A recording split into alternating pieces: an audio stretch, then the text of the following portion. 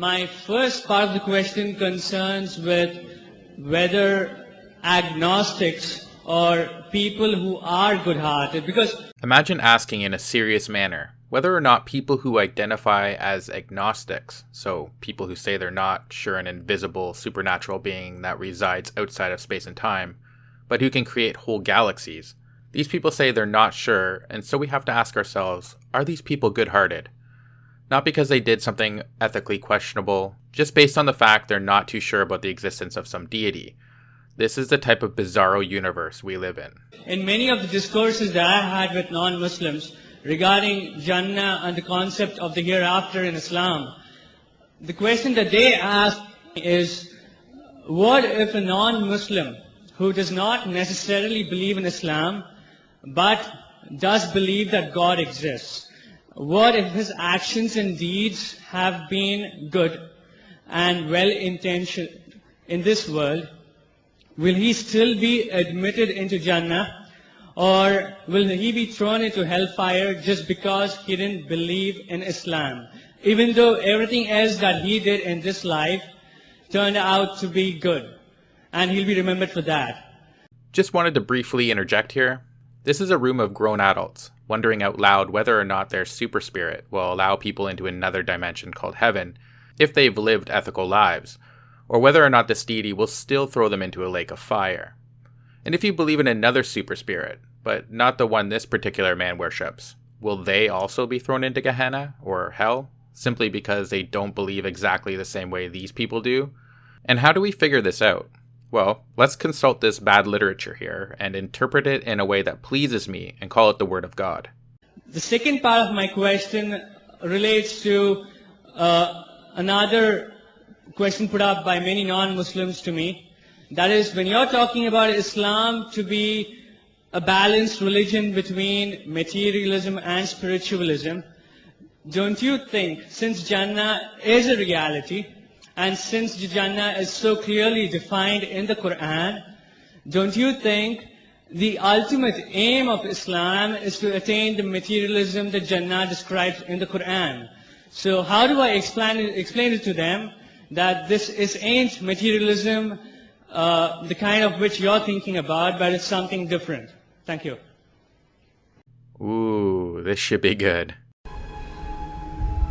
Now, shall we begin?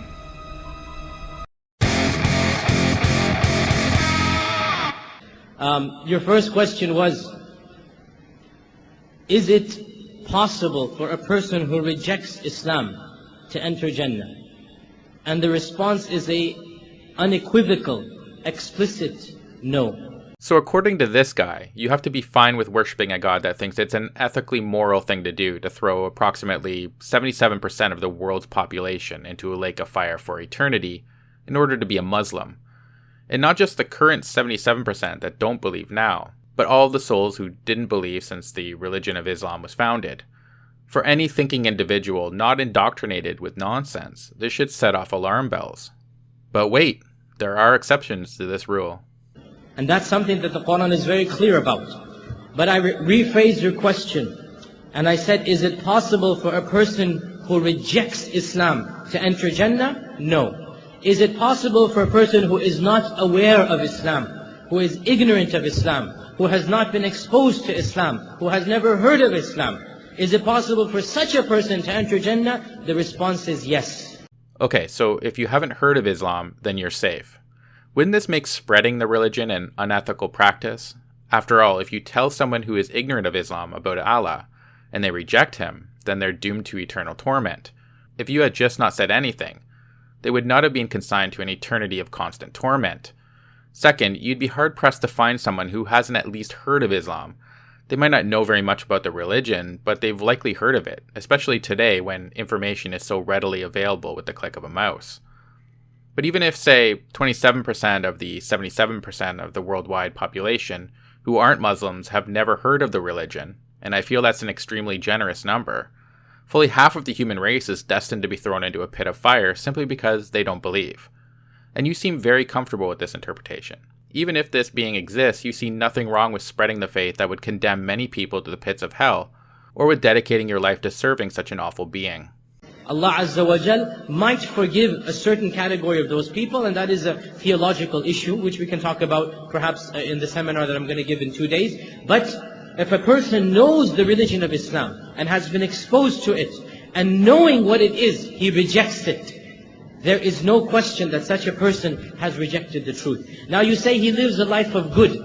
For us as Muslims, this is an oxymoron. You cannot live a life of good without being a true Muslim. In other words, let me give you an analogy. I always love when the religious resort to analogies to explain away their abhorrent religions. Suppose somebody feeds one poor person every day. Every day he passes by and he goes, he feeds a poor person. And this deed is announced to the public. The public will love him and respect him. But suppose now we find out that along with feeding a poor person, every day he also murders another person.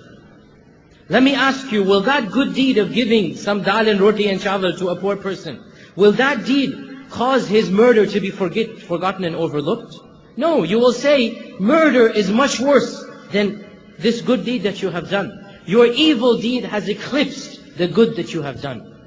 For us, rejecting Allah, claiming that the Prophet ﷺ was a liar, a'udhu billah, and that's what you're claiming when you say Islam is not true. When you say Islam is not true, you are claiming that the Prophet ﷺ is a liar, a'udhu billah. For us to make this claim is so evil that a lifetime of good cannot make it up. Wow. So rejecting a god or religion is the moral equivalent to murder. That's what you're going with, huh? By rejecting this god, they're not snuffing out the life of another sentient creature. They're not denying that sentient creature the right to exist, or preventing them from reaching their full potential. But it's equivalent to a serial murderer who is doing those things. How does this make any sense? Here's a better analogy for you, one that's far more accurate. Let's say there is a man who feeds a poor person every day. Let's call him Bob. Because he's kind and because he is able to empathize with their situation and realizes through self-reflection that if he were in that starving person's shoes, he would want someone to help him in the same manner he is helping that other individual. After Bob finishes his service at the local soup kitchen, someone walks up to him and tells him that there exists an invisible, lazy-eyed pink dragon with infinite power, who lives outside of space and time and is capable of creating whole universes. He then tells him that if he doesn't believe in this entity, his soul will be thrown into a cell that can't be verified, mind you, and demons will torture him unendingly for all time. Bob asks for evidence, but the pink dragon worshipper isn't able to produce anything besides ancient pink dragon literature full of contradictions and superstition, and personal experiences that, again, can't be independently verified and could also be explained without resorting to the supernatural. Bob then asks why this man, the pink dragon worshipper, would support the idea of a lazy-eyed dragon who would want to torture billions of people for eternity based on shaky evidence. Does he not see the ethical dilemma looming on the horizon? However, even using your original analogy, calling someone a liar is not in any way equivalent to murdering someone. How is it that religions have been able to claim the moral high ground for so long with arguments like this one? How can someone listen to this drivel and think to themselves, yeah, nailed it?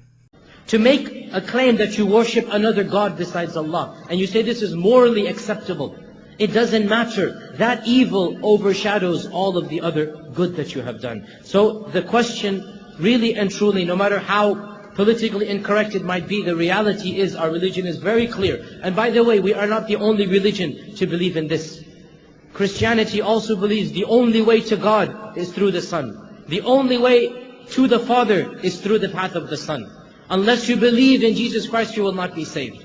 Even if you do a lifetime of good. Other religions also have the same belief. We call it the belief of salvific exclusivity. That salvation is exclusive to that faith. It is a common belief. Even Hindus and Buddhists, they will tell you, the only way to achieve moksha, the only way to achieve nirvana is if you follow the path of the yoga, the path of the eightfold path. You cannot achieve it by being a Muslim, by being a Christian, by being any other religion. So the reality is every religion restricts salvation to itself. It's not something only the Muslims say. So when your agnostic or atheist friend says this, explain to him, this is the reality of every religion. That the religion believes it is the only way to reach salvation. That is something that you must think about. And when you explain that to the atheist, a fair number of them will point out that this is the reason they're an atheist.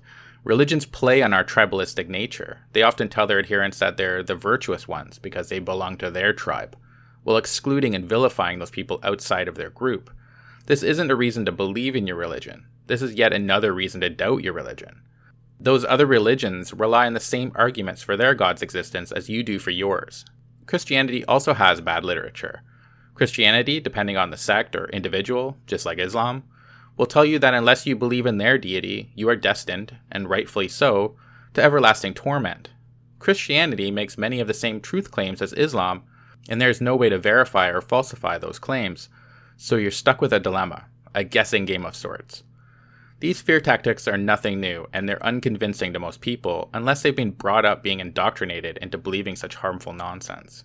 The second part was, how do we explain the materialism of the Jannah? The reality is, as we said, Jannah has more than this materialism. It has as well dhikr of Allah subhanahu wa ta'ala. The people of Jannah will remember Allah. It has as well discussions and conversations. In other words, intellectual pursuits. The Quran tells us about the discussions of the people of Jannah. Because of the time constraints, I could not talk about everything. But Jannah is the ultimate realization of the perfection of man. So there is material blessings, there are intellectual blessings, there are blessings of looking at Allah subhanahu wa ta'ala. There is everything that the person can desire. It's not just about the materialism. So you explain to this person, Jannah is a healthy mix of everything, but no doubt being who we are, and no doubt we are created from clay, and we have a strong animal instinct. Allah Azza wa Jal also emphasizes that instinct, and there is nothing to be ashamed or embarrassed about that facet of Jannah. I wonder if they'll be discussing the billions of people sentenced to everlasting torture, many of whom might have been loved ones, and their support of such a system. Probably not, but thankfully there is no reason to believe such a place exists. Thanks for watching. I look forward to hearing your thoughts in the comments section. Take care and cheers.